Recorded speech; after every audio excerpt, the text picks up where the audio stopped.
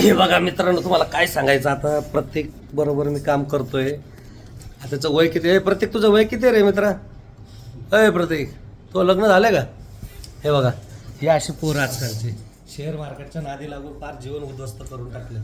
यांचे अजून लग्न व्हायचे, त्यांना पगार 16,000 आणि मार्केटमधून कमवायचे 1 कोटी रुपये. अरे चांगले भले भले लोक गेले, हर्षद मेहता सारखी माणसं गेले, आणि ही लोक काय करणार एवढं मोठं? हा मित्रांनो तुम्हाला सांगतो, एक स्कॅम आहे, स्कॅम शेअर मार्केटचा. हे आजकालच्या पिढीला कसं समजणार आहे, कसं समजून सांगू मी? अरे मित्रा, हे जुगार आहे, जुगार सोडून दे, हा नाद चांगला नाही आहे.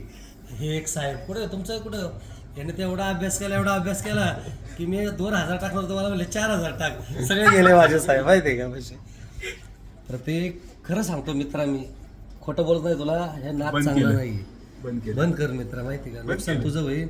आत्ताशी पुढं तू फुललाय, कामाला लागलाय, त्याचं लग्न कर, व्यवस्थित कर, लक्ष दे. हे मार्केटच्या नादी नको लागू. हे मार्केट स्कॅम फसवतंय, तुमच्या लक्षात नाही. AI टेक्नॉलॉजी लय डेंजर आहे.